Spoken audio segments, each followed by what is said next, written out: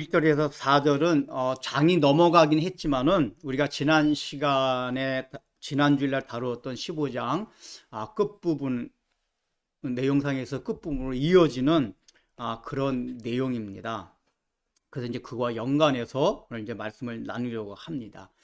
지난 시간에 다루었던 거는 믿는 성도와 제자들과 세상과의 관계를 그 관계를 예수님께서 말씀해 주셨습니다. 그 관계는 세상은 늘 교회를 믿는 자를 이렇든 저렇든 핍박한다라는 내용이었습니다. 근데 이제 우리가 지난 시간에 초점을 맞췄던 거는 그 세상이라는 영역을 교회 밖 아예 예수를 믿지 않는 이방 세계에다가 초점을 두고 우리가 말씀을 나누었습니다. 그런데 오늘 읽은 말씀을 보면은 그 세상이라는 영역이 단순하게 이방 세계, 예수님 당시를 말하면은 하나님을 믿지 않는 로마 제국의 일반 사람을 말하는 게 아니라 같은 하나님을 믿었던 같은 민족이었던 유대인들이 오히려 하나님의 백성을 핍박한다는 내용이 나오고 있습니다. 실제적으로 지난 시간에도 제가 시간 관계상 이제 다루진 못했지만은 이 분명히 예수님께서 세상이라고 말할 때 우리가 갖는 일반적인 이미지는 뭐냐면 교회 밖을 늘 생각을 합니다.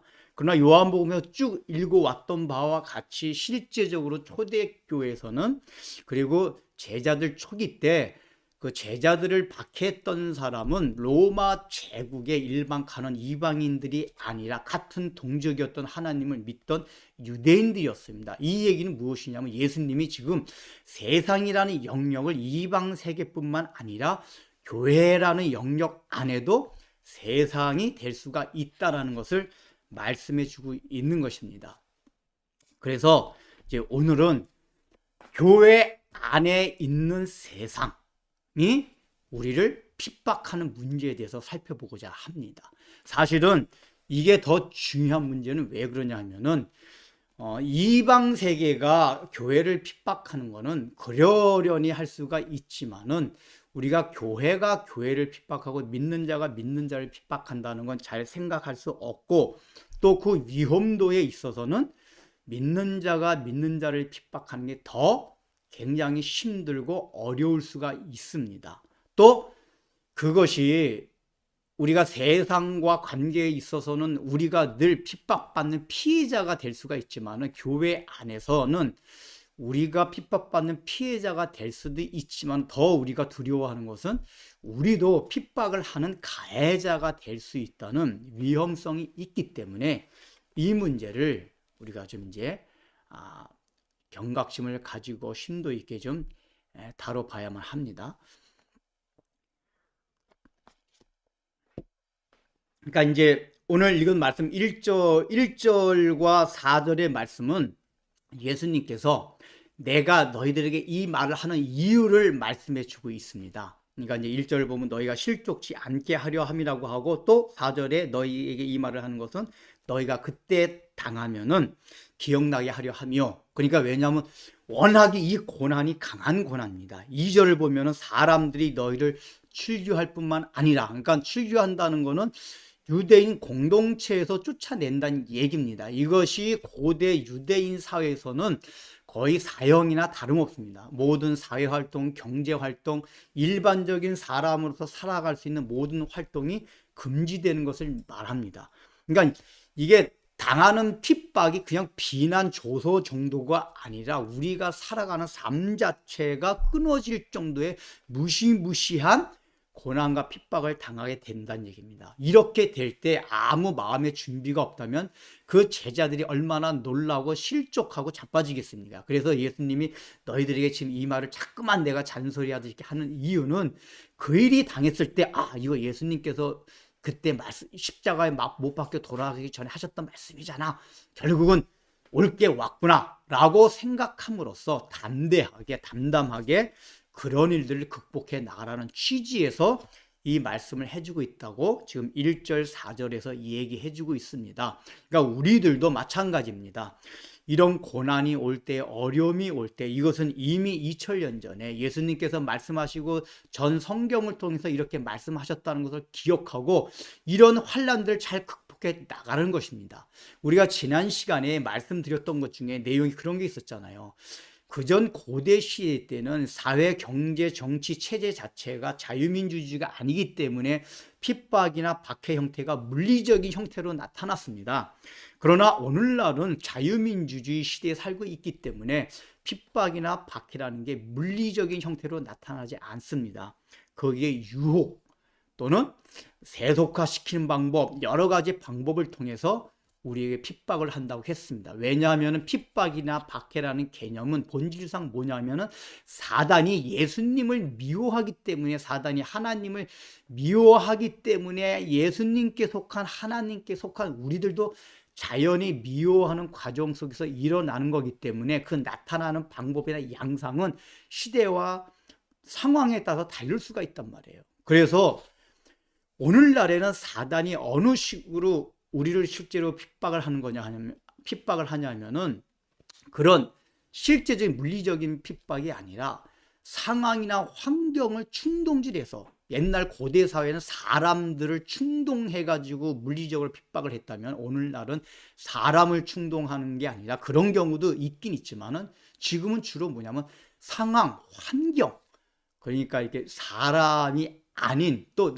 내 의지 가지고 컨트롤 할 수 없는 어떤 것들 가지고 사단이 막 충동질 해가지고 그런 상황, 그런 상황으로 우리를 핍박, 그냥 그 자체가 우리를 핍박하고 박해한다, 그 얘기입니다. 왜냐하면은 그거는 사단이 우리를 미워하기 때문이었습니다. 물론 이런 것들은 욥의 경우와 마찬가지로 하나님의 허락하심이 있기 때문에 가능한 겁니다. 사단이 생명을 취하는 문제나 하나님의 주권적인 그 궁극적인 영역 이외에는 사단도 하나님이 만드신 피조물 가운데는, 천사들 가운데 가장 뛰어난 능력을 가진 존재였기 때문에 그런 상황과 환경을 충동하고 조절할 수 있는 그런 능력이 있어요. 그래서 하나님께서 욥의 경우와 잠깐 허락해 주시는 거예요. 알았다, 내 허락하마.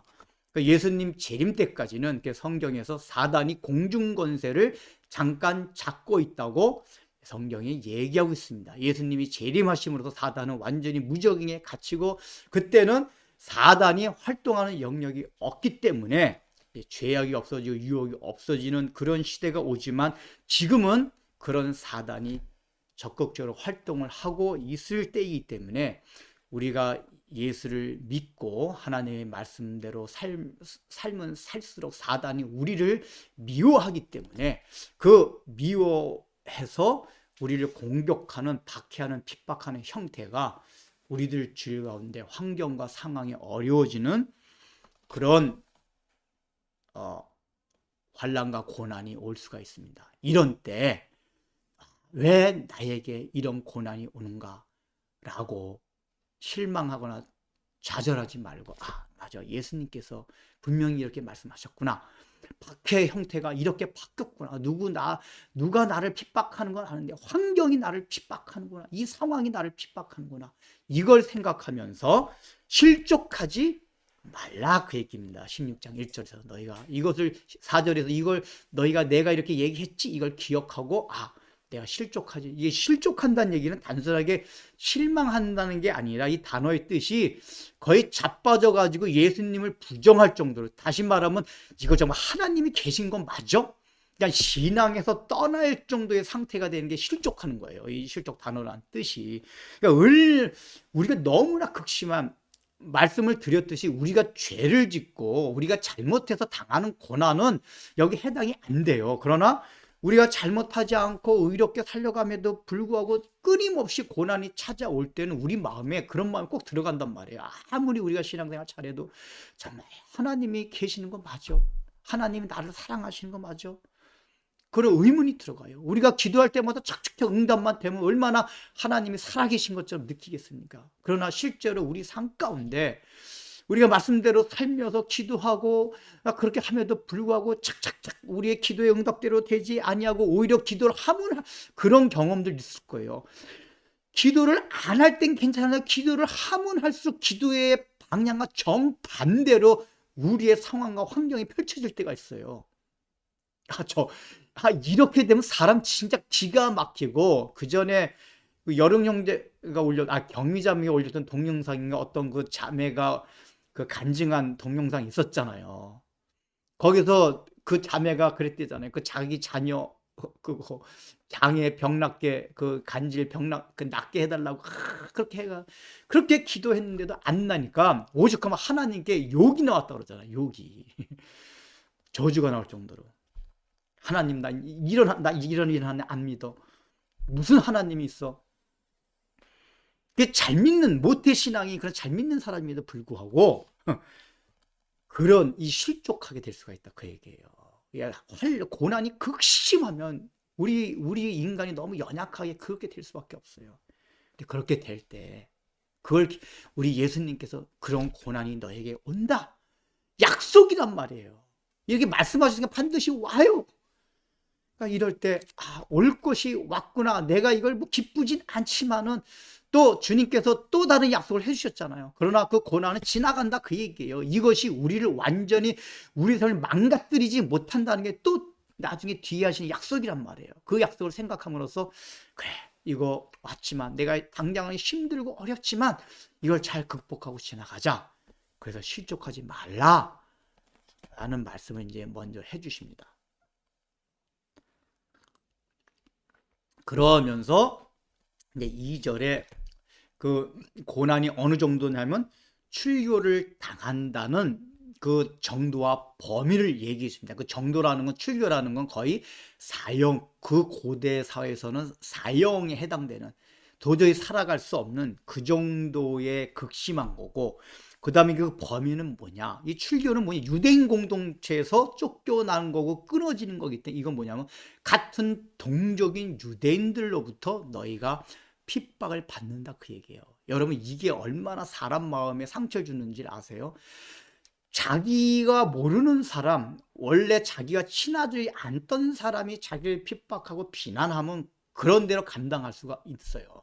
근데 자기가 사랑하는 가족, 친척, 사랑했던 연인, 남편, 부인, 부모, 자식 간에 있어서 그렇게 사랑했던 사람들이 어느 날 배반해가지고 배반할 뿐만 아니라 자기를 공격하고 핍박해봐요.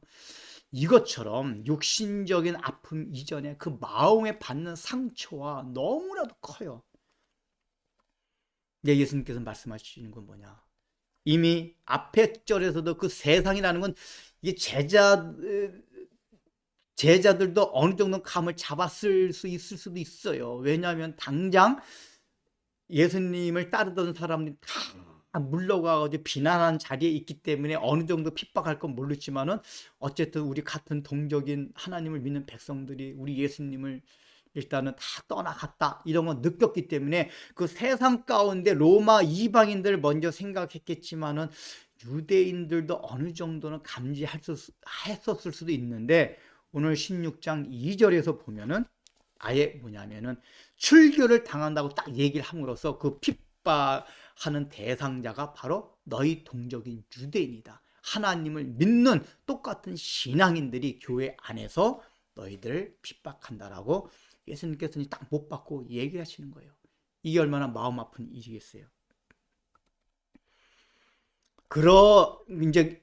그러면서 제자들로 하여금 다시 한번 4절에서 이렇게 동족에게 핍박을 받아도 너희들이 잘 참고 해라 그 얘기예요. 여러분 사도행전에 보면은 실제적으로 예수님이 승천하신 이후에 그 사도들이 초대교회 공동체가 핍박받는 가정이 나오는데 그때는 로마 제국의 핍박보다는 유대인들의 핍박이 상세하게 기술되어 있습니다. 어느 정도면 유대인들이 사도들을 잡아 죽이려고 몇 날 며칠을 먹지도 않고 잠을 자지 않으면서도 내가 저 바울을 죽이지 아니하고는 잠도 자지 아니하고 먹지도 아니하리라. 아니 보통은 먹고 자면서 사람을 핍박하죠. 근데 먹지도 않고 자지도 않고 핍박한다는 얘기는 그냥 독이 꽉 차오른 거예요. 그렇게 바울을 핍박하고 사도들을 핍박했어요. 그러니까 얼마나 같은 동족인 유대인들이 오히려 로마 제국 사람들은 이렇게 독이 올라가지고 핍박하지는 않았어요. 근데 같은 동족인 유대인들은 그렇게 독이 올라서 이 같은 동족인 제자들을 핍박하였습니다. 그러니까 이런 상황이 올 때 기억하라고 말씀하십니다. 그렇다면은 우리가 이제 이 말씀을 하면서 이제 제가 잠깐 이제 언급하고 넘어갈 게 있는데, 이런 성경의 구절들, 특별히 예수님께서 오늘 말씀하신 것처럼 교회가 교회를 핍박한다. 그런데 그때 교회의 상태가 어떤 상태였습니까? 그 당시에 예수님을 제자들을 핍박했던 사람들은 교회 내에서도 정통파에 속하 있던 사람들이었습니다. 기득권자들이었습니다. 먼저 믿었던 사람이었습니다. 그 다음에 다수였습니다. 그러나 제자들은 그 당시에는 이단으로 물렸던 사람이었습니다. 소수파에 속했던 사람들이었습니다. 나사렛파. 그러니까 이러다 보니까 이런 성경적인 구절들을 가지고 뭐라고 얘기하고 있는 사람들이 있냐면, 이단들이 이런 성경 구절을 가지고 자기네의 자기네가 옳다고 하는 근거를 삼고 있습니다. 여러분 잘 얘기를 들어보십시오. 모든 이단들이 자기네만이 진리라고 주장을 합니다. 그 주장하는 내용은 조금씩 다 달라요. 근데 모든 이단들이 똑같이 공통적으로 주장하는 게 한 가지가 딱 있어요. 그게 뭐냐 하면은, 예수님 때 그 당시에 정통이었고 다수였던 바리새파 사람들, 유대 지도자들, 그 사람들이 소수였던 그 나사렛파 제자들을 이단으로 몰고 핍박하였다. 그리고 역사를 봐라. 중세 시대에도 정통이었고 다수였던 로마 가톨릭이 개신교, 그 당시에 개혁하려고 일어났던 개신교도들을 핍박하고 이단으로 몰아세웠다. 그런 것처럼 오늘날도 지금 너희들 장로교, 침례교, 감리교 하는 이 정통이라고 하는 너희들, 다수라고 하는 너희들이 우리를 소수라고 해서 이단으로 내몰고 우리를 핍박하는데, 그게 바로 우리가 진리라는 증거다 라고 얘기를 합니다. 여러분 그런 얘기 많이 들어보셨을 거예요. 아주 이런 얘기할 때 침을 튀기면서 얘기합니다. 굉장히 그럴듯해 보여요. 그리고 꼭 그런 사람들이 얘기할 때 뭐냐면은, 이 기성교회 지도자들이 예수님 당시 때처럼 그 당시에 종교 지도자들이 타락했던 것처럼 오늘날 목사들을 봐라 얼마나 타락했느냐. 그러니까 그 타락한 목사의 모습만 탁 꼬집어서, 또 교회 내에 그 나쁜 모습들이 있잖아요. 예수 믿는 사람들이지만 전혀 예수 믿는 사람 같지 않게 살아가는 모습들이, 우리가 인간이 모인 여기 공동체인데 그런 모습들이 있잖아요. 거듭나지 못한 사람들이 있기 때문에 그런 것들만 탁 사례들 다 끄집어가지고 그런 걸 가지고 계속 공격을 해요. 그렇게 듣다 보면 정말 그러네. 예수님 당시나 종교개혁 시대나 똑같네. 이게 이쪽이 정통이라고 하는 우리가 혹시 잘못된 거 아니야? 저들이 말하는 게 옳은 게 아니야? 이렇게 얘기해요. 여러분이 이런 데서 흔들리거나 헷갈리면 안 돼요. 이거를 이제 논리학에서 보통 뭐라고 얘기하냐면 원칙 혼돈의 오류라 그래요. 우리가 이제 논리학의 오류 보면 무슨 순환 논리의 오류, 성급한 일반화의 오류, 여러 가지 오류들이 있잖아요. 그런 오류들 가운데 어떤 특정한 원칙이나 법칙을 모든 적용 가능한 모든 상황에 적용 가능하게 이렇게 대입하듯이 특정한 부분에, 그러니까 대입해서는 안 될 특정한 부분에까지 다 적용하는 거를, 이거를 이제 우리가 원칙 혼동의 오류라고 그래요.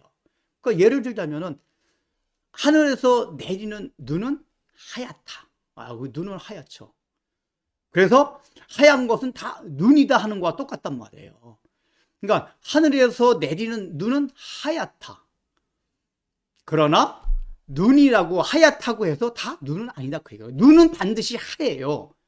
그러나 하얗다고 해서 그 역으로 하얗다고 해서 모든 게 다 눈은 아니에요. 하얀 건 솜도 할 수가 있고, 그 다음에 박하사탕도 하얗고, 하얀 게 또 얼마나 많이 있어요. 그러니까 이 이단들이 지금 논리상의 모순이 되는 그런 걸 가지고 자기네들이 지금 그래서 진리다 라고 주장하는데, 여러분들 이것은 논리상 모순이고 오류입니다. 일반적으로 생각해도. 그러니까 그런데 우리가 이렇게 반박할 수가 있어야 돼요. 그러니까 이 얘기는 뭐죠? 맞아요. 진리는 역사 가운데 성경은 늘 소수였었어요. 그리고 그 당시에 기성 종교 집단으로 늘 핍박을 받았어요. 맞아요. 진리는 늘 그랬어요. 그러나 핍박을 받고 소수라고 해서 항상 다 진리는 아니다 그 얘기예요. 이게 진리는 아니에요. 그러니까 이게 지난 시간에도 말씀을 드렸죠. 우리 개인적으로도 세상으로 핍박받을 때도 그랬잖아요. 그런 사람들이 실제로 가끔가다 있거든요. 야, 예수님께서 우리 예수 믿는 사람은 세상으로부터 핍박을 받는다고 했다. 그러면서 자기가 잘못해놓고 죄를 지어놓고 자기가 막 그냥 이기적으로 살아놓고 사람들로부터 핍박받고 조롱받는 것을, 야, 나는 예수 믿는 사람이기 때문에 세상이 나를 핍박하고 조롱하는구나, 이렇게 위로를 삼는 사람들이 가끔가다 있어요. 분명히 예수님께서 말씀하신 건 맞아요. 우리가 믿음대로 살아가고 의롭게 살아가면 반드시 핍박을 받아요. 그러나 핍박받고 세상으로 조롱받는다고 해서 다 의로운 건 아니에요. 자기가 잘못해서 핍박받을 수도 있고 조롱받을 수 있다 그 얘기란 말이에요. 그러니까 내용을 살펴봐야 된단 말이에요. 이런 모순과 오류에 빠지지 않기 위해서는. 그러면은 예수님 당시 때에 왜 제자들을 예수님을 이렇게 핍박하고 비난했나, 그 내용을 우리가 살펴보자 그 얘기예요. 그게 2절 3절에 나와 있습니다. 본문을 중심에서 살펴본다면 2절에 보면은, 2절 후반절을 보면은, 무릇 너희를 죽이는 자가 생각하기를 이것이 하나님을 섬기는 일이라 하리라. 이렇게 예수님께서 핍박하는 이제 이유를, 근거를 얘기하고 있습니다. 즉 여기 봐도 이게 뭐죠? 지금 하나님을 믿는 사람을 핍박하는 이 사람들이 뭐라고 얘기하냐면, 야, 이것이 내가 하나님을 섬기는 일이야. 이 원어상의 정확한 뜻은 내가 하나님께 더 경배드리고 하나님을 더 잘 예배를 드리는 일이야. 즉 이 얘기 뭐냐면, 내가 하나님을 더 잘 섬기고 하나님께 더 예배드리는 삶을 더 경건하게 살기 위해서 저 예수 믿는 것들을 내가 핍박하는 것이야 라고 지금 얘기하고 있다 그 얘기예요. 그러니까 요걸 봐서도 핍박하는 그 대상자가 지금 하나님을 믿는 유대인들이라는 얘기고, 특별히 2절의 후반절 그 이유를 말하고 있는 거예요. 이유가 뭐죠? 하나님을 유대인들이 더 잘 섬기고 예배드리는 삶을 더 잘하기 위해서, 쉽게 말하면 신앙생활을 더 잘하기 위해서 핍박을 한다 그 얘기예요. 여러분 이게 이해가 됩니까? 그리고 3절에 또 이유가 나와요. 그들이 이런 일을 하는 것은 아버지와 나를 알지 못함이라.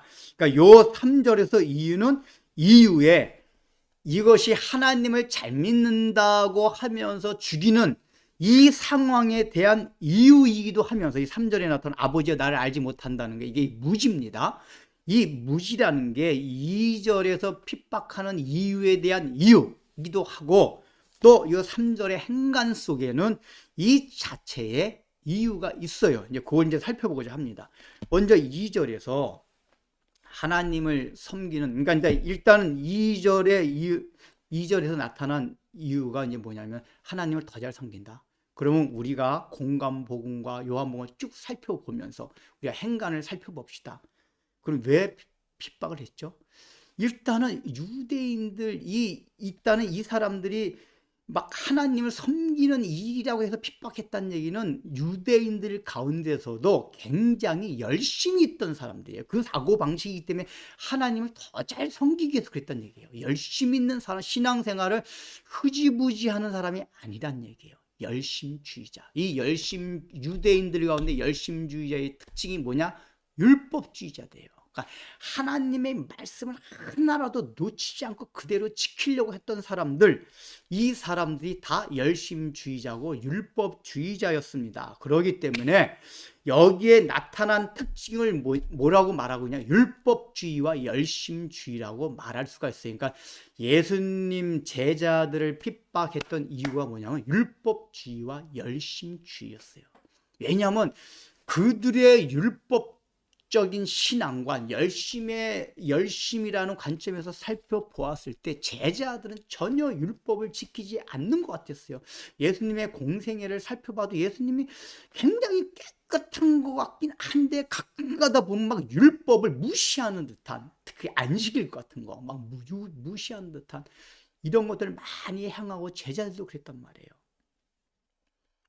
그러니까 그렇게 열심히 있다 보니까 이것들이 마음에 걸려서 초대 기독교 사회에서도 이런 문제들이 사실은 교회 내에서 많이 부딪혔었어요. 갈라디아서가 그래서 썼잖아요. 베드로조차도 그것 때문에 헷갈려서 율법주의자들한테 휘둘려가지고 그 원래 율법주의 하던 대로 하려고 하다가 바울이 그때 딱 마침 그 도착을 했어요. 그러니까 바울이 도착해가지고 지금 베드로가 그 율법주의자들한테 막 휘둘려 하도, 왜냐하면 이게 사람이 아무리 베드로가 그 당시에 수장이긴 했어도 나머지 모든 사람들이 떼지거지로 공격을 하다 보면 사람이 이렇게 약한 거예요. 그러니까 베드로가 휘둘려가지고 알았어 나 율법 그대로 지킬게라고 하면서 그대로 하려고 하니까 그때 바울이 딱 도착해가지고 그걸 본 거예요. 그래서 바울이 막 베드로를 막 신란하고 막 질책을 하잖아요. 자기 대선배를. 너 정신이 있느냐 없느냐라고. 그러니까 갈라디 교회에서도 이런 문제들이 있었단 말이야. 율법주의들이 교회 내에 굉장히 성행했어요. 그러면 이 율법주의와 이 열심주의에 있는 공통적인 문제 아세요? 인간의 공로예요. 인간의 의예요. 그게 하나님 말씀대로 지키긴 하지만은 거기 잘 밑에를 살펴보면은 그것이 정말 하나님을 사랑해서라기보다는 자기 신념, 그러니까 이게 어떤 종교를 믿든지 신념이 성향상 신념이 강한 사람들이 있어요. 그러니까 어떤 법을 잘 지키는 사람들이 있어요. 이 법치주의자들. 이런 사람들은 어느 종교에 들어가도 그 종교가 말하고 있는 계율을 열심히 지키려고 해요. 이제 그런 성향의 사람이 기독교 안에 딱 들어오게 되면은 일단 성경에 있는 그 말씀, 이 계명들을 철저히 지키려고 합니다. 이게 성향이기 때문에. 그것이 이제 거기다가 성격이 정열적이다 하다 보니 열심을 가지고 더럽게 하게 된단 말이에요. 그러니까 이게 예수님을 사랑해서 하는 게 아니라 자기 신념에서 나온 행동이 많다 그 얘기예요. 열심주의와 율법주의자들은. 그게 뭐냐? 자기의해. 이런 걸 우리가 누누이 나누었잖아요. 우리가 열심과 하나님 말씀을 지킨다고 하지만 그런 인간의 의들, 인간의 공로, 자기 신념, 자기 자존심, 이런 게 율법주의와 열심주의에 있었어요. 그러면 똑같이, 그러면 우리가 하나님을 사랑하는 사람은 계명을 안 지키고 열심을 안 내는 게 아니에요. 하나님을 사랑해도 그 결과는 열심을 내고 주님의 계명들을 지킬 수가 있어요. 사랑하기 때문에. 근데 뭐가 다른지 아세요? 제가 여러 번 말씀드렸잖아요. 이 율법주의와 열심주의, 자기의로 하는 사람들의 특징이 뭐냐면 다른 사람을 정죄를 해요. 이건 많이 말씀드렸죠. 너는 왜 그렇게 못하냐? 이런 쓰레기 같은 것들. 그러나 하나님을 사랑해서 하는 사람들은 정죄가 없어요. 왜냐? 하나님을 사랑해서 했다는 얘기는 십자가 공로를 깨달은 사랑이기 때문에 자기가 열심을 내고 하나님의 말씀은 지키서 그 마음이 겸손해지고 낮아져요. 다른 사람들을 긍휼히 보는 마음이 생겨요. 정죄하는 마음이 가요. 너는 왜 그따로 해? 이 마음이 안 가요. 자기는 그렇게 행동을 하고 삶을 살아가지만 그러지 못한 사람에 대해서 긍휼한 마음으로 바라보게 된단 말이에요. 이게 차이예요.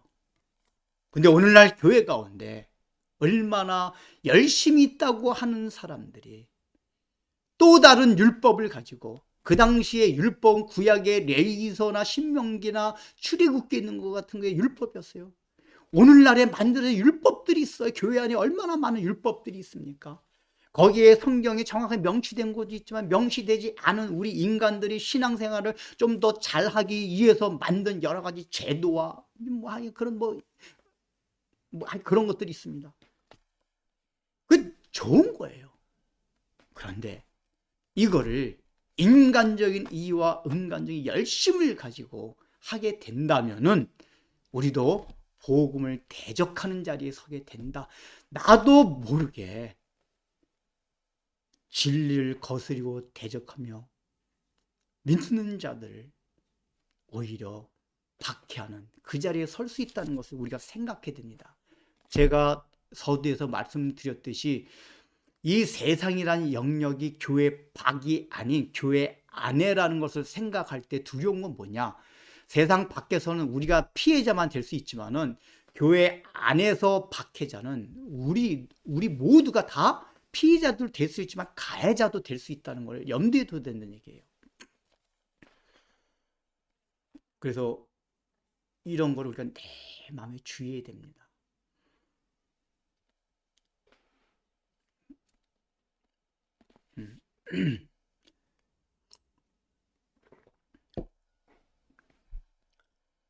인간의 열심히 믿음을 죽이려고 했습니다. 인류의 최초의 살인사건인 가인이 아벨을 죽인 것도 결국은 뭐냐면 예수님 말씀하신 이 핍박이었어요. 가인이 하나님을 믿는 사람이었어요. 제사를 지냈다는 얘기 하나님께 드린 제사란 말이에요. 근데 가인이 열받은 게 뭐였죠? 왜 나는 열심을 가지고 제사를 드려. 일단은 왜냐하면은 제사의 성격상 곡물로 지내는 제사가 여러 가지 과정에서 양 잡아서 드린 제사보다는 인간의 이게 힘씀이 더 들어가게 돼 있단 말이에요. 일단은 내가 그렇게 제사를 드렸는데 왜 하나님이 내 건 안 받고 저 아벨 것만 받아. 나보다도 정성을 덜 들어갔는데 열받아 가지고 아벨을 죽인 거란 말이에요. 이게 종교적인 그러니까 최초의 살인 사건이 종교적인 핍박이었단 말이에요. 이게. 그리고 예수님 다시 나중에 오실 때도 종교적인 핍박이 더 극성을 할 것입니다. 처음에 시작했던 게 마무리가 그렇게 될 거예요. 세상의 핍박도, 그러니까 교회 밖의 핍박도 있지만 교회 안에서의 핍박도. 그러면은 결국 뭐죠? 가인은 인간의 열심으로 믿음을 아벨이 가지고 있던 제사에 가지고 믿음을 죽여버린 거예요. 믿음과 인간의 열심의 대결이었단 말이에요. 인간의 열심이 믿음을 거스리고 믿음에 저항하고 그래서 결국은 죽인 거였어요. 이게 유대인들이 열심을 가지고 하나님을 더 잘 믿는다고 생각하면서 그리스도인들을 핍박한 이유가 되는 겁니다.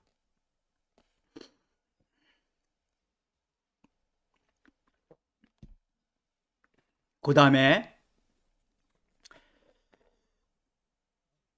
두 번째는 뭐냐? 여기에 이 3절에 아버지와 나를 알지 못하기 때문이라고 그랬잖아요. 그러니까 이건 조금 전에 말씀을 드렸듯이 아버지와 나를 알지 못했기 때문에 하나님을 섬기는 일이라고 생각하면서 인간의 열심을 가지고 율법주의적인 사고방식을 가지고 그리스도를 핍박했다. 그 이유가 되기도 합니다. 2절에 대한 이유이기도 하지만은 요 자체에도 또 이유가 있다 그랬잖아요. 이게 뭐냐면은 아버지와 나를 예수님께서 말씀하신 아버지와 나를 알지 못한다 그랬죠. 하나님과 예수님을 알지 못한다 그랬어요. 그러니까 이게 뭐냐면 하나님과 예수님을 알지 못한다는 얘기, 하나님과 예수님에 대해서 온전한 지식이 없었다는 얘기예요. 그러면은 여기에 나오는 이 유대인들이 알지 못했던 지식이 두 가지로 우리가 생각할 수 있어요. 하나는 뭐냐? 가장 첫 번째는 예수님의 신성 문제였었어요. 두 번째가 메시아가 아니었어요. 그러니까 제일 처음에 유대인들이 일단 예수님을 떠나간 게 뭐냐면 자기네들이 가지고 있던 메시아 간이 예수님이 생각하는 메시아관과 달랐기 때문에 예수님이 일단 떠나갔단 말이에요. 그러니까 메시아관에 대한 왜곡, 그러니까 예수님을 그게 잘못 알고 있었고 예수님에 대한 무지였다 그 얘기란 말이에요. 그러니까 성경을 사실 제대로 깨달으면은 예수님에 대한 무지에서 깨어나서 그 메시아관도 제대로 갖고 있었을 텐데 왜곡된 메시아관을 갖고 있었다는 게 바로 예수님에 대한 무지, 그 예수님을 보낸 하나님의 뜻에 대한 무지에서 시작이 되었다 그 얘기예요. 그러니까 이 무지에서 오는 첫 번째 이 사항이 뭐냐면 메시아 간의 왜곡. 그 두 번째 뭐냐? 이제 초대교회 공동체를 보면은 예수를 믿기 시작했잖아요. 근데 왜 초대교회에서 이 나사렛파를 그리스도 교회라고 했냐면은 이 사람들이 원래 이제 유대인들은 하나님을 오직 유일하신 분을 믿었기 때문에 하나님만이 주님이었었어요. 그러니까 이제 유대인들은 주님이라고 호칭할 때 소문자, 영어로 말하는 소문자 주님은 뭐 자기 남편한테도 주라고 부를 수 있고 상전한테 사회적으로 존경받는 사람한테 다 주라고 부를 수가 있었어요. 그러나 대문자 로드, 대문자 로드 오직 여호와 하나님에게만, 그러니까 여호와란 이름이 고유명사이기 때문에 그 감히 여호와란 이름을 부를 수 없기 때문에 여호와 하나님을 대신 부를 때 아도나이, 주님이라고 불렀단 말이에요. 주님이라고. 근데 초대교회 공동체는 이미 예수님이 제자들부터 예수님을 향해서 그 하나님에게 썼던 칭호인 주님을 부르기 시작했어요. 이게 사실 이제 초대교회 모습을 문헌들을 보면은 초대교회는 삼위일체 이런 용어가 없었어요. 그런 개념도 없었고. 그러니까 처음에 다 예수님을 인격적으로 다 경험을 했어요. 경험하다 보니까 어떤 사람은 예수님을 하나님이라고 말해요. 그러면서 예수님을 섬겼어요. 또 어떤 사람은 예수님을 하나님의 아들이라고 해요. 또 어떤 사람은 예수님을 그리스도라고 표현해요. 그러니까 각자 이 교회 안에, 이미 그때는 교회 안에 들어왔던 사람이 오늘날과 같이 전도해서 억지로 앉혀놔가지고 거듭나지 못한 상태로 교회 안에 있는 게 아니라, 일단 교회 안에 들어온 사람들은 다 핍박받는 시대였기 때문에 정말 예수님을 인격적으로 경험한 사람들이 다 교회 안에 들어왔습니다. 그러니까 이 교회 안에 들어온 사람들이 예수님을 부르는 호칭은 다 각자 달랐어요. 어떤 사람은 예수님이 하나님이라고 그러고, 도마 같은 사람 하나님, 또 어떤 사람은 하나님의 아들, 어떤 사람은 그냥 그리스도, 다 달랐는데 그 내용에 있어 공통적인 게 다 뭐였냐? 예수님을 주님이라고 했던 거예요. 주님.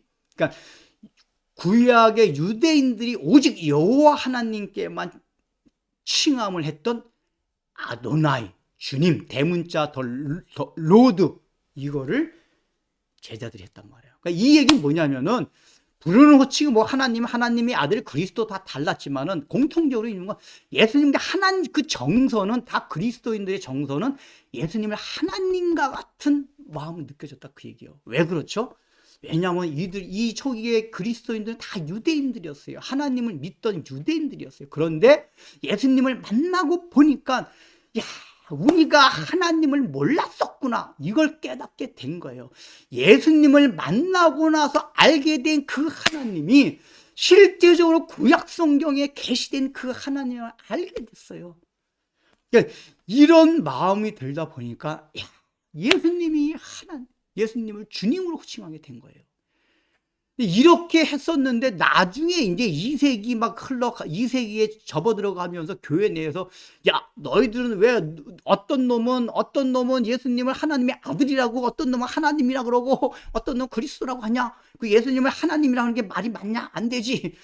뭐 이렇게 주장하는 사람들이 생겨나면서 거기 그 사람들의 주장에 대응하기 위해서 이제 하나님께서 머리도 좋고 논리적이고 신앙이 있으면서 그런 사람들을 다 이렇게 하나님 경륜 가운데 해가지고 체계적으로 그 사람들 이 주장을 반박하기 위해서 삼위일체 교리를 만들어낸 거란 말이에요. 그러니까 이 사람들은 또 여호와 증인 같은데 삼위일체 교리는 인간이 만들어낸 교리지. 맞아요. 그 용어는 사람이 만들어냈지만은 그 생성 과정에서 이런 게 있었다, 그 얘기예요. 하나님으로, 하나님의 아들로, 그리스도로 다 칭했지만은, 그러나 아무도 마찰이 없었어요, 서로 간에. 왜냐? 다 주님이요. 예수님을 주님을 믿었기 때문에. 그러니까 그냥 주님이니까 하나님과 같이. 그러니까 이들은 용어가 중요하지 않았어요. 성령님으로 칭해도 하나님으로 느껴졌고, 예수님으로 칭해도 하나님으로 느껴졌고, 성부 하나님으로 칭해도 하나님과 같이 느껴졌고, 그게 사실은 삼위일체인데 이걸 논리적으로 설명하려다 보니까 뭐 복잡하게 된 거예요, 사실은. 그 당시엔 복잡하지가 않았어요. 그냥 정서 자체가 그냥 이렇게 부르는 처럼, 예수님 하나님이고, 성령님을 불러도 하나님이시고, 성부 아버지를 불러도 하나님이시고.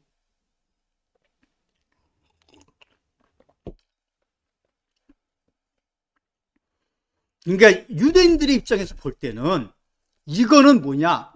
신성모독죄란 말이에요.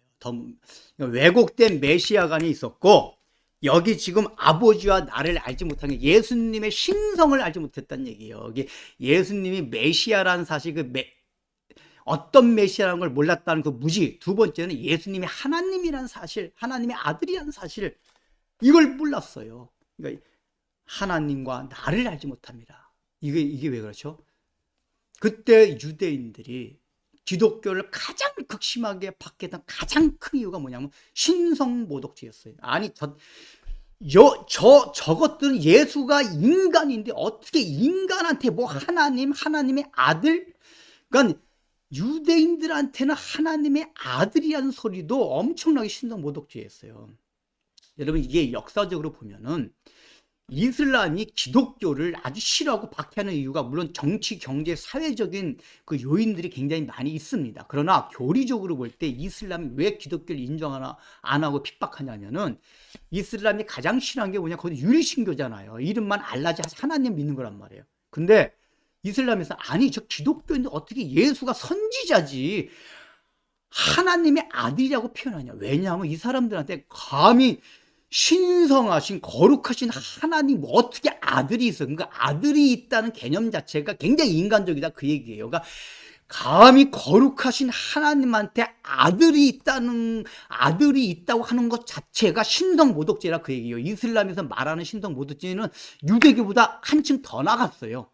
그러니까 유대인들은 하나님의 아들이라는 개념을 좀 받아들이거든요. 아들은 그나마. 근데 이슬람교인들은 아들, 왜냐 하나님은 신이기 때문에 신한테 아들이 어디냐 그 얘기예요. 신이 영인데 아들이 어디 있어. 아들이.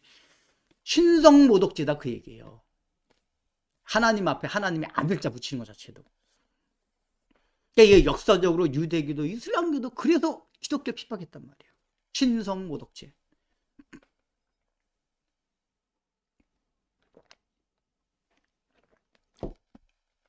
그러면은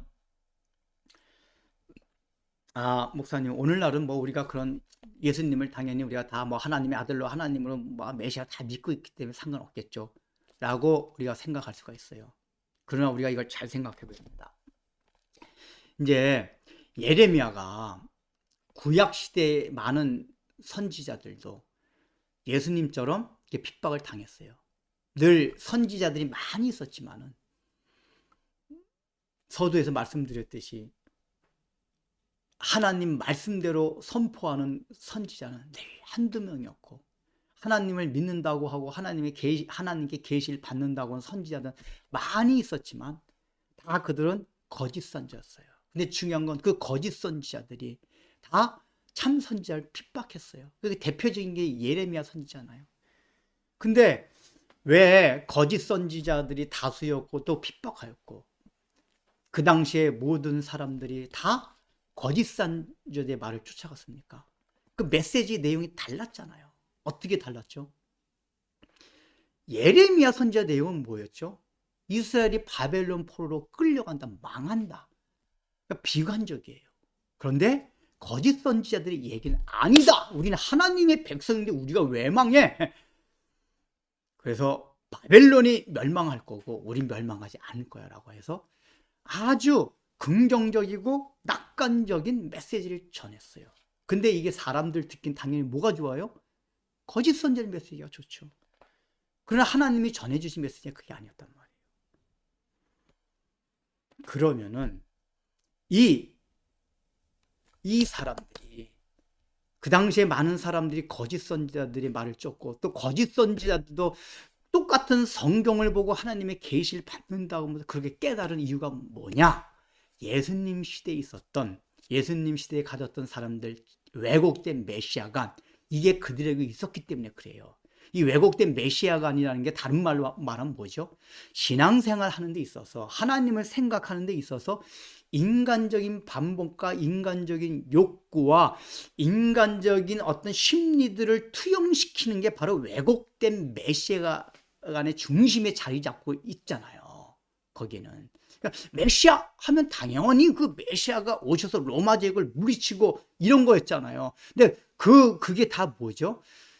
하나님, 신앙, 절대자 이런 게 다 뭐냐 하면은 계속 말씀드렸듯이 인간이 갖고 있는 인간의 욕구와 종교심의 발로로서 그걸 자아를 실현시키는 방법으로서 신앙을 생각하고 하나님을 생각할 때 이것을 왜곡된 메시아관 신앙이라고 말한다 그 얘기예요. 그런데 구약 시대 때 모든 유대인들도 예레미야를 핍박했던 선지자와 그 당시 사람들 다 동일하게 왜곡된 메시아관 사상을 갖고 있었던 거예요. 이들이 말하는 게 뭐죠? 그러니까 낙관주의라는 건 오늘 말하면 긍정적 사고방식, 조엘 오스틴 목사가 말하는 예수 믿는 사람들은 생각만 해라. 된다 된다 생각해라. 그게 믿음이다. 그게 인간의 신념이지 어떻게 믿음입니까? 그렇게 신년대로 하면 우리의 하나님의 백성은 하나님의 자녀이기 때문에 생각만 계속하면 그대로 이루어진다. 꿈이 실현된다. 적극적 사고방식, 긍정적 사고방식. 이게 얼마나 기독교인의 판을 칩니까? 기복신앙, 번영신앙, 기독교 승리주의.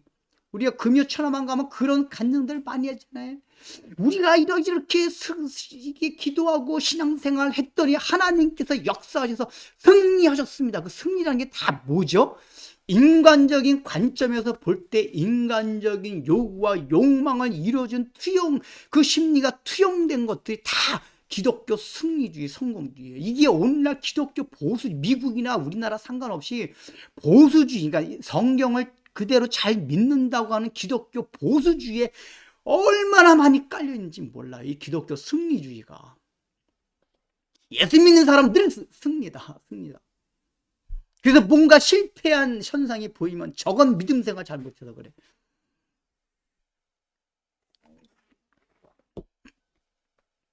이런 승리주의가 정치적으로도 기독교인들이 다 정권 잡아야 되고, 기독교인들이 국회의원 많아야 돼, 기독교인이 뭐 해야 되고, 이런 게 뭐냐? 왜곡된 메시아간 사상이란 말이에요. 신앙과 하나님을 자기의 인간적인 욕구의 실현 도구로 그 심리가 투영된 것을 바라본 시각들. 이게 오늘날 유대인들보다 더 심하면 심했지. 이게 더 줄어들었습니까? 그래서 오늘날도 보세요. 성경이 말하는 게 그게 아니다. 그게 아니다. 이렇게 얘기하는 교회는 사람들이 가진 않습니다. 그러니까 저도 이 목회자가 돼보니까 목회자가 되니까 설교를 딜레마에 빠질 수밖에 없어요. 대중들은 이런 걸 좋아해요.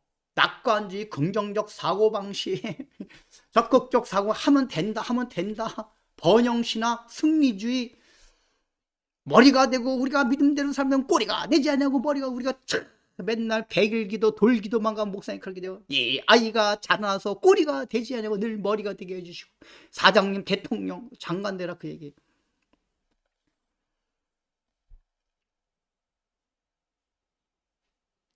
이런 설교가 대중들이 듣기 좋단 말이에요.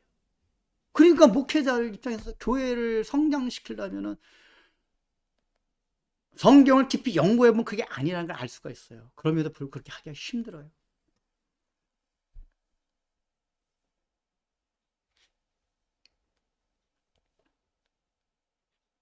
그러면 결국은 뭐죠? 그런 사람들이, 야, 너만 예수 믿냐? 그래서 오늘날도 마찬가지예요. 믿음대로 살려고 하면은 같은 기독교 내에서 서름을 당해요. 너만 예수 믿냐? 꽉 예수 별나게 믿어, 너 정말. 응? 너만 예수 믿냐? 그러나 믿음 안에 거하는 사람 정죄하지 않는다 그랬잖아요. 그냥 듣는 대로 같이 정죄하지 않아요.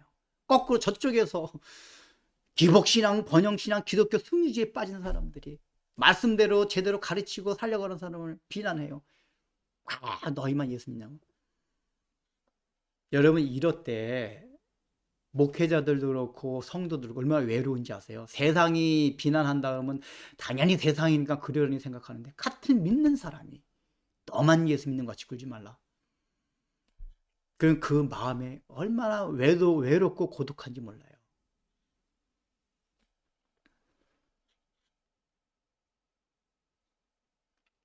그리고 두 번째, 아까 예수님의 신성 문제라고 그랬잖아요. 예수님의 신성.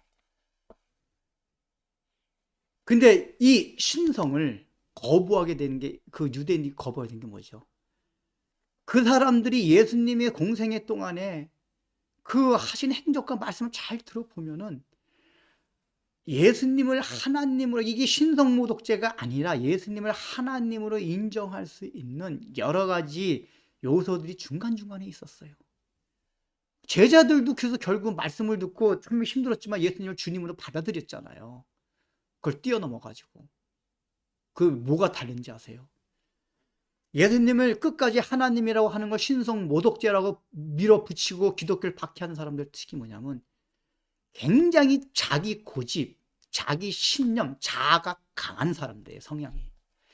그러니까 이런 사람들은 지금까지 쌓아왔던 자기의 경력과 행적들이 있잖아요. 이런 걸 무너뜨리기 너무 싫어해요. 지금까지 살아온 삶의 그 패턴, 생활 습관, 내가 사고 방식, 신념 이런 걸 무너뜨리면 큰일 난다고 생각하고 그게 자아가 무너진다고 생각해요.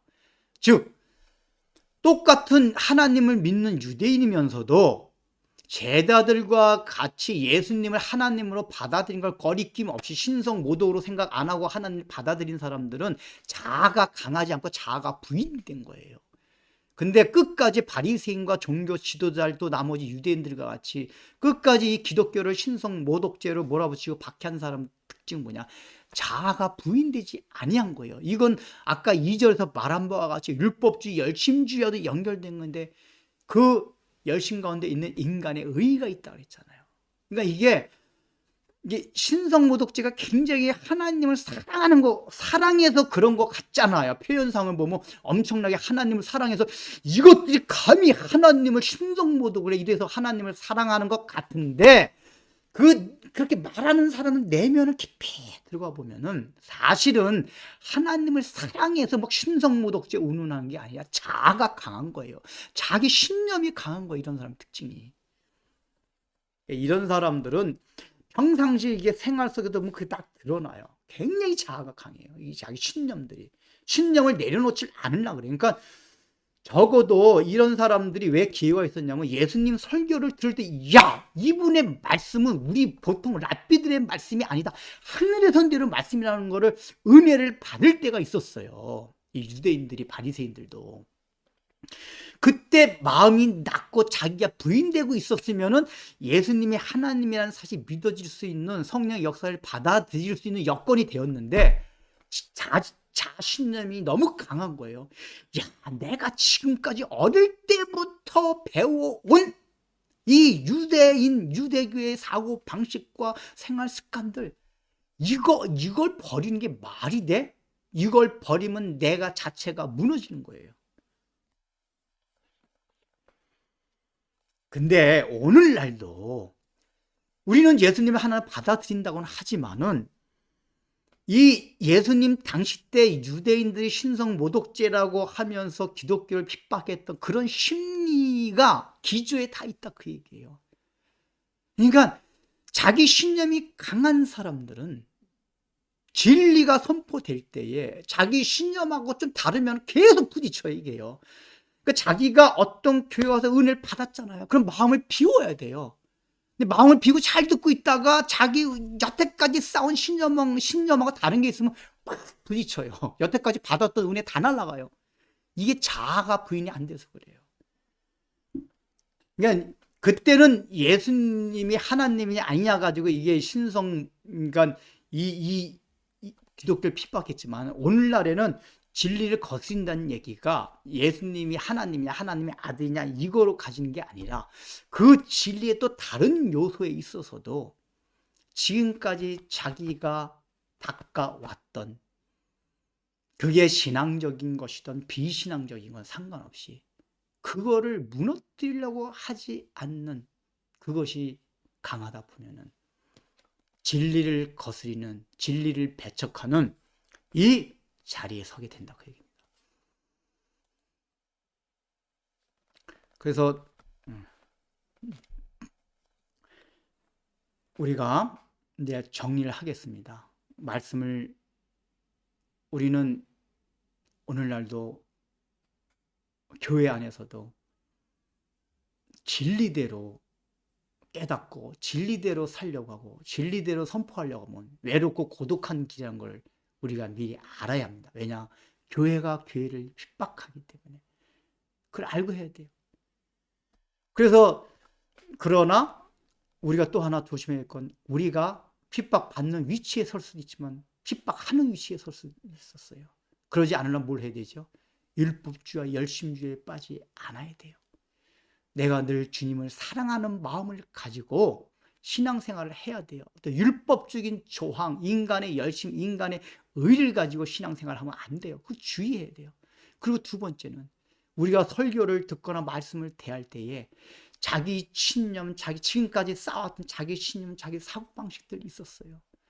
그걸 내놓지 않으려고 하는, 자기 부인이 안 되려는 이런 마음들을 자꾸만 내려놓아야 돼요. 그래야지 진리를 대적하지 않게 됩니다. 그 다음에 이거 세 번째 적용할 건 뭐냐, 우리가 진리를 우리가 이렇게 배척할 때에 오늘날의 이단들은 그걸 근거로 가지고 그래서 자기네 진리다 하는 거냐고 잘못되다고 했잖아요. 그러나 예수님 시대 때는 실제적으로 예수님이 소수였고, 그래서 예수님이 정통교단으로부터 이단으로 핍박을 받았잖아요. 오늘날도 마찬가지로 말씀대로 가리키는 사람이 그런 걸 받을 수가 있어요. 근데 우리가 그렇다고 해가지고 또 우리는 어떻게 해야 되냐면은, 그러기 때문에 늘 우리가 가해자가 되지 않게 조심해야 되는 게 뭐냐면은, 진리가 아닌 것들에 있어서는 좀 이렇게 용납하고 수용하는 마음들이 있어야 돼요. 그러니까 우리가 이제 지나치게 율법주의, 열심주의에 빠지다 보면은 비본질적인 거, 이것도 그러니까 자기 주장이 강한 사람들이 그런 성향이 드러나요. 이게 진리냐 진리가 아니냐는 게 본질 가지고 해야 되는데, 본질이 아닌 거 가지고 본질처럼 막 그냥 핏대를 세우고 자기 주장을 관철시키려고 하고, 그 자기가 맞지 않으면 넌 나가, 너는 기독교도 아니야, 뭐 이런 사람도 있어요. 이런 걸 굉장히 주의해야 된다, 그 얘기예요. 우리가 박해하는 가해자가 안 되기 위해선. 이것이 실제로 교회 역사 가운데서도 있었어요. 이제 종교 개혁 시대 때에 제세례파라는 이제 이 교파가 있습니다. 이것이 오늘날에 보면 이제 침례교, 뭐 후토파, 그다음에 이제 후토파나 메노나이트파, 그다음에 그 펜실베니아주에 있는 제가 얘기 잘하는 갑자기 마차 타고 다니는 그 공동체가 갑자기 해가 뭐지? 하여간 그 공동체의 원류가 되는 이제 이게 제세례파라고 있었어요. 근데 이 제세례파가 어떻게 이제 생성이 됐냐면은, 루터가 처음에 종교 개혁을 일으켰잖아요. 그러니까 일으키면서 또 거의 동시대에 스위스에서는 쯔붕길이라는 사람이 종교 개혁을 일으켰습니다. 그러니까 이제 루터보다 오히려 쯔붕길리가 좀 더 개혁적이었어요. 성찬식 문제에서 이런 거 보면은. 근데 그 쯔붕길리 밑에서 배우던 사람들 가운데 이제 몇 명이 있었어요.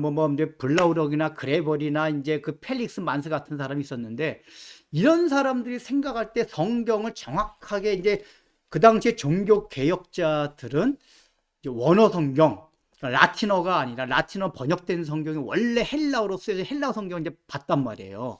그러니까 보다 보니까 이 세례받는 문제도 유아 세례가 아니라 신약이 분명히 침례, 그러니까 예수님을 구주 고백한 사람들 주는 게 더 성경적인 게 아니냐라고 생각하는 사람들이 이렇게 생겨나기 시작했어요. 아까 세 사람 이외에 그 세 사람을 동조해가지고.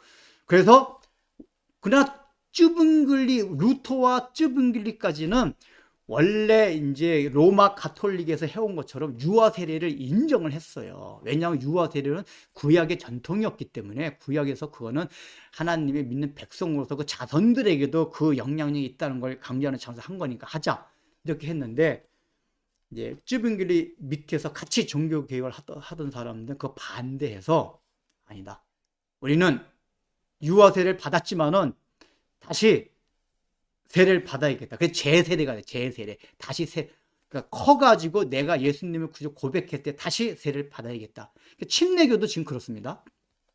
세례를 받았어요. 근데 그게 사실은 오늘날로 보면 성경적인 거예요. 그러니까 그게 신학적인 관점에서 성경적인 거예요. 그러니까 이제 유아 세례는 구약적인 관점이고, 이 침례, 재세례는 신약적인 관점이란 말이에요. 그러니까 다 맞는 얘기예요, 사실은.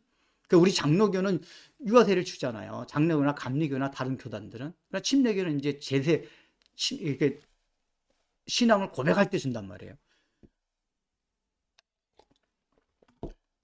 근데 그 당시는 이게 신학적으로 아직 정리가 안 돼가지고, 루터와 쯔붕길리 같은 사람들이 이게 성찬설에 대해서 서로 의견이 달랐는데 이 이 세례에 대해서 이렇게 주장하는 사람들에 대해서는 안 되겠다. 어째서 이게 성경에 구약 성경의 전통적 내려오는 그것을 하지 아니하고 지멋대로 다시 제세를 주느냐. 이렇게 얘기해서 핍박하기 시작했어요. 그러니까 딱 다른 건 다 똑같아요. 그러니까 로마 가톨릭부터는 개혁, 종교 개혁에 속했기 때문에 핍박받는 게 당연할 수가 있어요. 왜 로마 가톨릭은 루터파나 쯔빙길리나 칼빈 다 핍박을 했기 때문에 그건 가능하다고 생각하는데 중요한 건 뭐냐면 이 제세례파는 로마 가톨릭한테도 핍박당하고 같은 개혁파교회, 종교 개혁주의 운동을 하는 사람들한테도 동일하게 핍박을 받았어요. 그래서 이 사람들이 역사를 보면 맨날 산속으로 쫓겨다니면서 신앙생활을 했어요. 그래서 이 제세례파의 영향을 받은 사람들이 다 공동체 생활을 해요. 미국에 보면 메노나이트, 뭐 위그노, 아착도 하여간 그 펜실베니아 주인은 그 마차 타고 다니는 공동체 생활하는 사람들 다 거의 대부분이 공동체 생활을 하는 게 쫓겨다니면서 이게 격리를 당하다 보니까 공동체 생활을 할 수밖에 없었어요. 그들이 굉장히 신앙생활 잘합니다. 산상순의 말씀대로. 오늘날에는 이제 이단이 아닌 것으로 이렇게 됐지만은 종교 개혁 시대 때 엄청나게 핍박을 해서 어느 정도였냐. 그 찌븐길에 활동했던 데가 스위스 치리였었어요. 치리에 그 리바타 강이 있는데 리바타 강에 제세례파 사람들 수십 명씩 수장을 당하는 가톨릭으로부터가 아니라 같은 개혁파 교회로부터 수장을 당하는 이런 핍박들을 받았어요. 이것이 참 우리 역사적인 과오입니다. 기독교. 인간이기 때문에 저질서는 가오긴 하지만 이걸 조심해야 된다 그 얘기예요. 오늘날에도. 그런 본질적이 아닌 문제는 성경을 잘 생각해서 나와 의견이 다르다고 확 내뱉지 말고. 오늘날도 보면 제가 뭐 며칠 전에도 또 그 인터넷을 보니까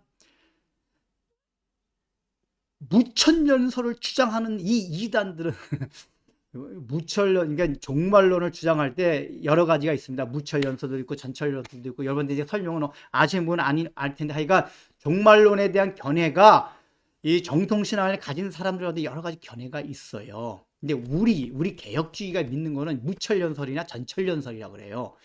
근데 이제 미국 쪽에서 굉장히 흥행하는 게 뭐냐면 세대주의 전천연설이에요. 우리가 흔히 알고 있는 뭐 휴거, 그 다음에 막 그 백신을 막 무슨 이 백신을 맞으면 그게 임 받는 거다. 666표 하여 666표 해가지고 칩코드 바코드 받는다. 666표다. 그러니까 666 얘기하고 뭐 프리메이슨 얘기하고 뭐 세계 정부 얘기하고 이런 사람들이 다 신학적으로 뭐냐면 세대주의 신학에 있는 사람들이에요. 그 종말론의 토대 위에서 이런 얘기들이 나왔어요. 근데 그쪽에 있는 사람들이 무천년설 주장하는 개혁주의다, 이단이다. 근데 거꾸로 우리 개혁주의 또 있는 분들은 세대주의 또 이단으로 보는 사람이 많이 있어요. 근데 세대주의 자체가 이단은 아니에요.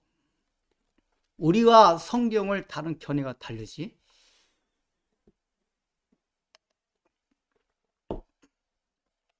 그래 우리가 그걸 받진 않지만 뭐 참고로 여러분들 혹시 뭐 이렇게 유튜브 같은 데서 요즘 뭐 백신 맞으면 그게 뭐 사탄의 인을 받는 거다, 지옥 간다. 그게 이제 미국에서는 굉장히 흥행하고 있는데 우리나라도 제가 유튜브에 몇 번 그런 걸 봤어요.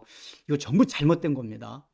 그게 무슨 표 받는 거는 그게 아니고 참고로 말씀드린 게 얘기가 나왔으니까 666 표를 이마에 받는다는 얘기 뭐냐면 사단의 사상과 가치관을 전수받는다는 얘기예요. 마지막에는 그러니까 예수 믿는 사람들조차도 이제 다 우상하게 넘어가가지고 사단이 가지고 있는 그 세상적인 사단적인 사고방식과 가치관과 의식을 받아들이면서 살아가는 시대가 된다 그게예요. 근데 그걸 받아들이게 되면 이제 끝이다 그 얘기예요. 무슨 바코드 받고 이런 게 아니에요. 그러니까 뭐 백신 맞으면 뭐 어쩌고 저쩌고 다 이런 거 이거 다 성경적인 거 아닌 거니까 그다음 무시하십시오. 혹시라도 주변에 그런 사람도 있어요. 기독교인들 가운데 우리나라도. 다만 그렇게 하는 사람들조차도 성경을 우린 잘못 해석하는 걸 보긴 하지만 이단은 아니에요. 그 사람들이 예수님 믿는 건 맞단 말이에요. 그래서 우리는 그렇게 안 하고 그들이 물어볼 때 그 성경 그렇게 해석하는 게 아니다라고 얘기할 수는 있지만 정지하고 너희들은 우리 그리스도인이 아니야. 이러면 또 안 된다 그 얘기예요. 자, 그래서 하여간 우리가 그런 면에 있어서 우리도 개혁주의를 추구하고 가는 교회이기 때문에 본질이 아닌 것에 있어서 함부로 이단이라는 정죄와 잣대를 또 하는 것을 조심해야 된다. 우리 이런 마음을 가져야 됩니다. 주님께서 오늘 우리에게 주셨던 말씀처럼 우리가 주님의 그 크신 사랑으로 십자가의 은혜로 구원받았으니 이제 우리의 신앙생활하는 모든 동력과 근원은 우리의 율법주의나 인간의 열심이나 인간의 의나 인간의 자존심이 아니라 오직 우리를 사랑하여 주신 하나님의 은혜에 기인하여 주님을 사랑하는 마음으로 우리가 신앙생활 함으로써 우리 삶 가운데 우리 마음 가운데 늘 주변에 긍휼을 베풀며 살아가는, 그래서 주님께 참된 헌신을 하는 우리 성도들이 되도록 복내려 주옵소서.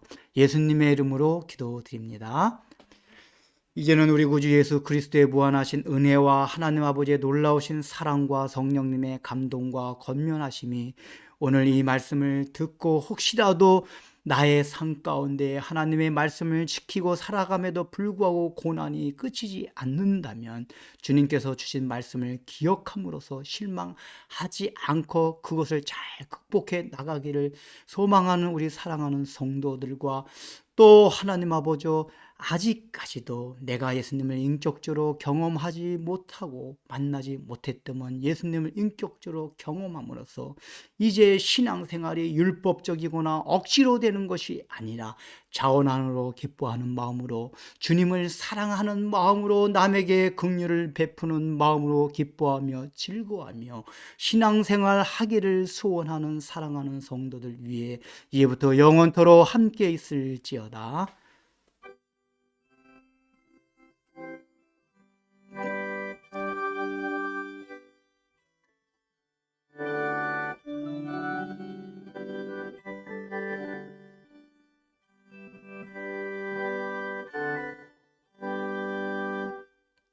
예, 예배 마쳤습니다. 평안한 한 주간 보내시기 바랍니다.